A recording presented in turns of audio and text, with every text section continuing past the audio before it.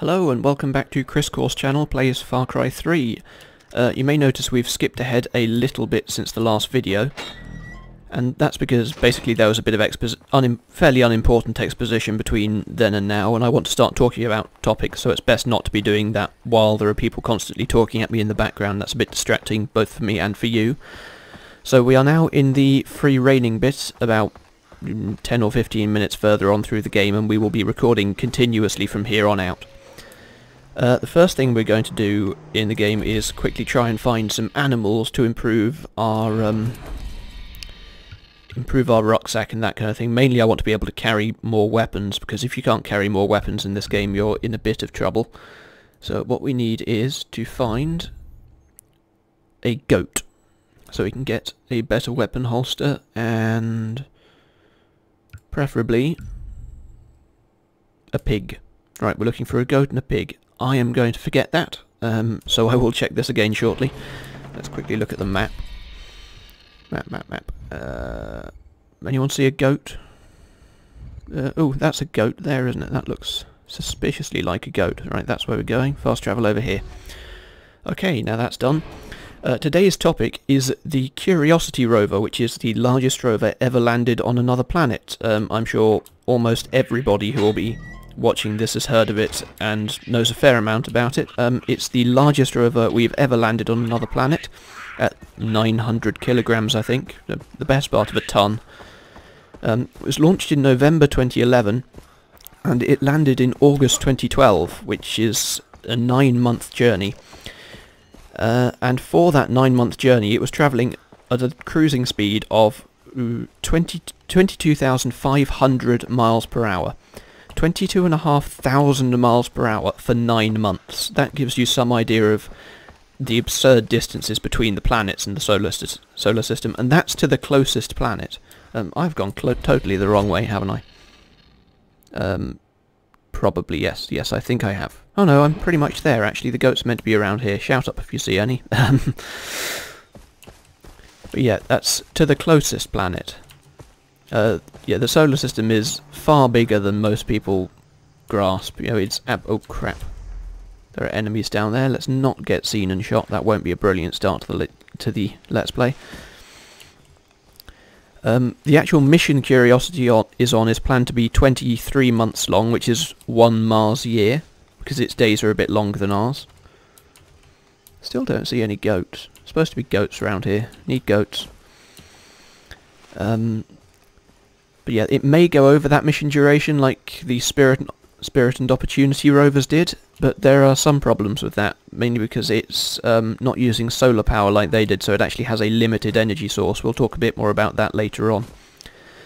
The landing, most people will have seen the videos of the landing, I assume, or at least seen news reports on the landing. I really was hoping to have found some goats. This is disheartening. We really need a goat or we're going to die very, very quickly. Goatie. Come on. Oh, how hard can it be to find a goat? Oh, this is distressing. This is not going quite as well as I'd hoped it would. Let's look at the map, see exactly where we are in relation. Right, we are now miles away. We're supposed to be right over there. That's where I was. There are no goats over there. Oh, now my notes have turned off. There we are.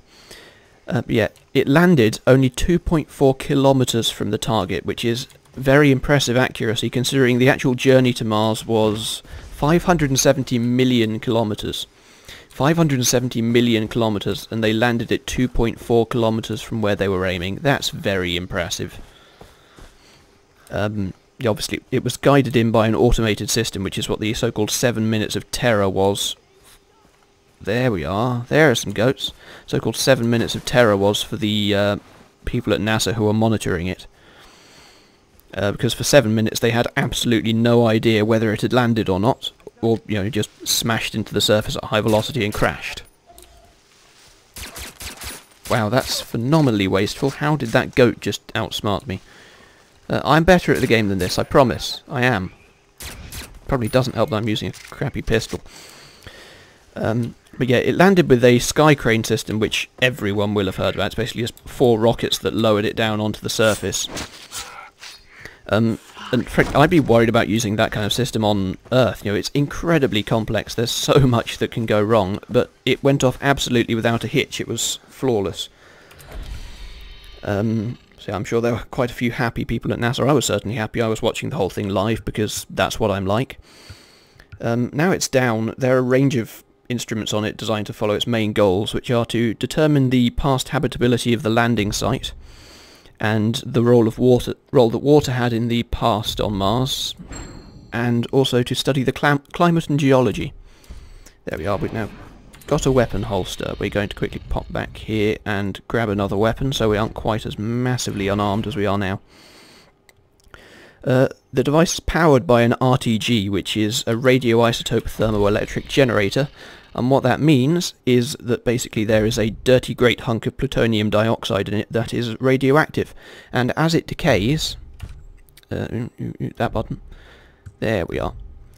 And as it decays, it gives off heat, and the machine turns that heat into electricity to power its system, so it's not solar powered like the previous rovers were.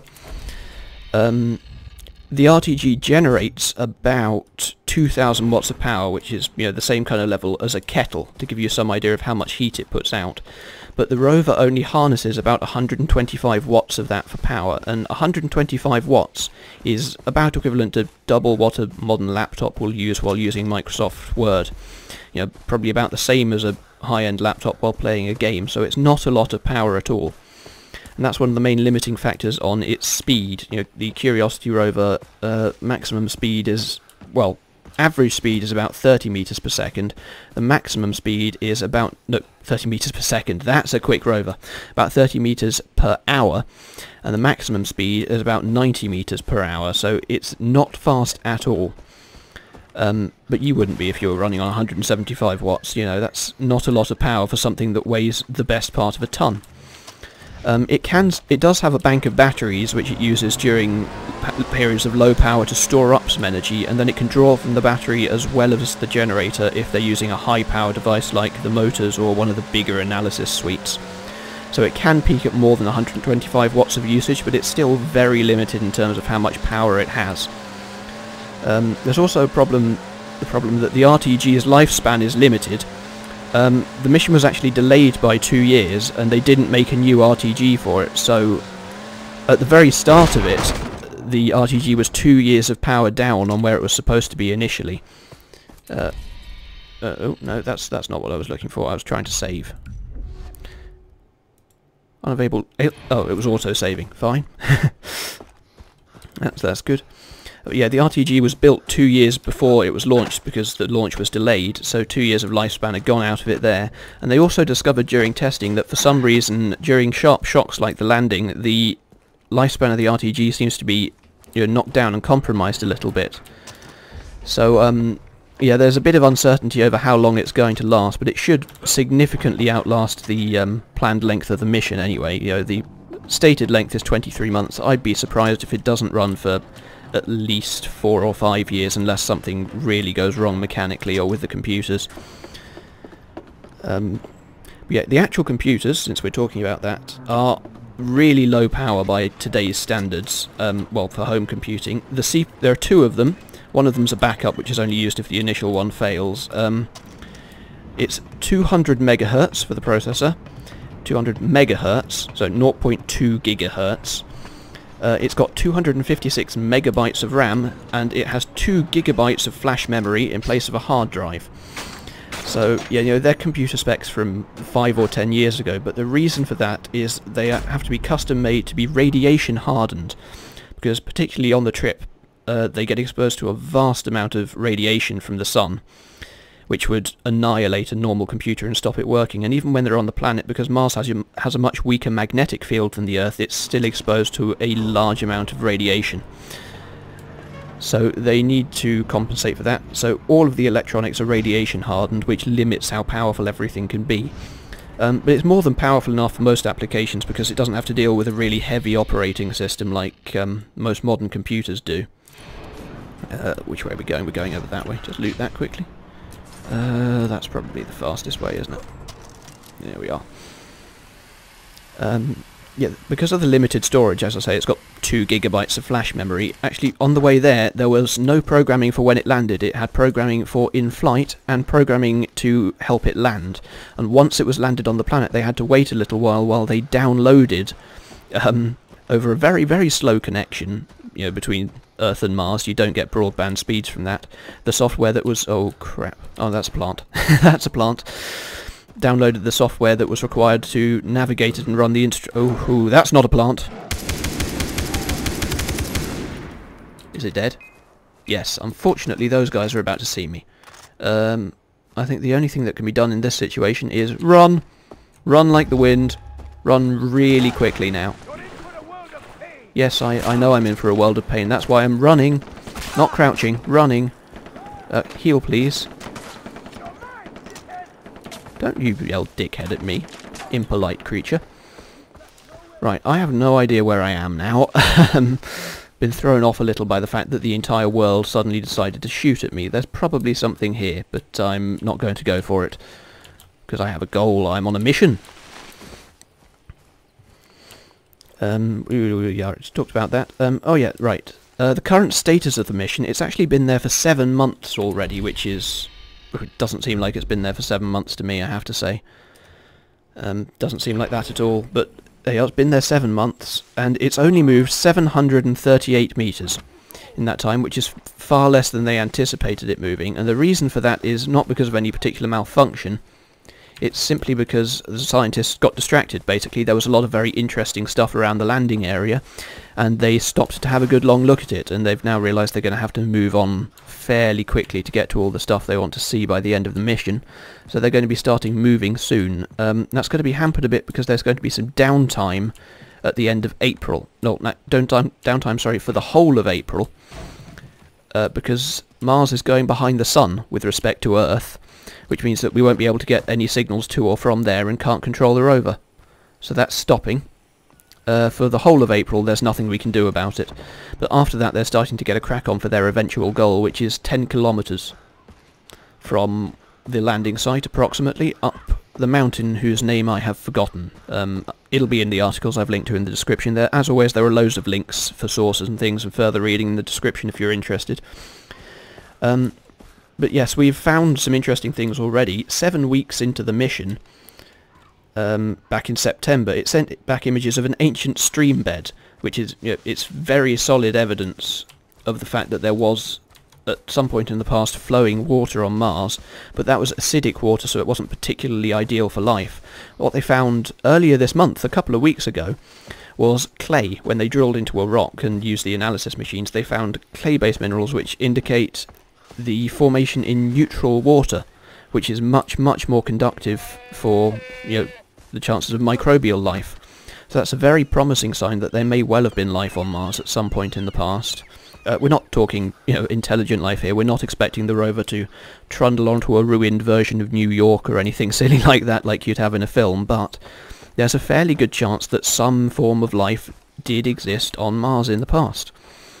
And, you know, that's exciting, because if 2 planets in this solar system independently evolved life, there are really, really good chances that other planets elsewhere have life on. I mean, it's already pretty much statistically certain that there is life out there. But if you find 2 planets in one system have life, it is statistically certain. The odds of that happening if there's no life elsewhere are literally 0.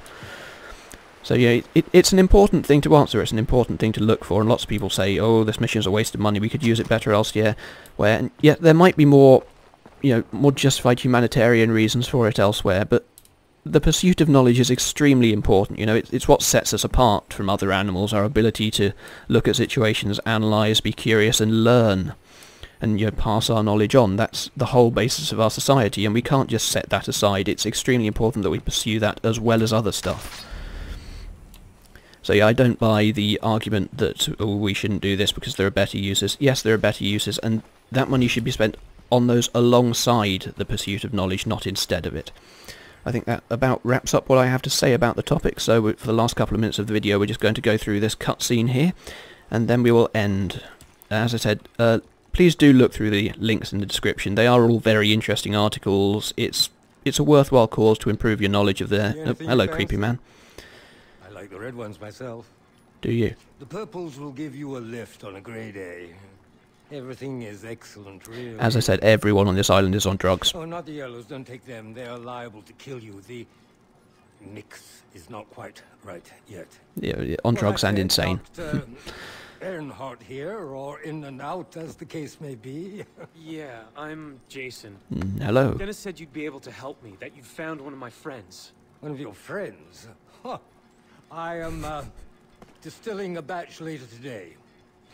What? He's also pretty much the drug dealer for the island. He makes and sells all of the drugs that everyone else takes, which is why he is normally completely off his head. I assumed you to be speaking in code. Where is she? Well, She's in there. My house. Here. There we are. Right. It's going to be... Well, that's an interesting structure he's got going there. Not quite sure what the point of that is. Don't see a generator hooked up to it or anything. Where's he getting all these vegetables? What, lettuces? That's bread. Bag of cloves. Money? I'll take that, thank you.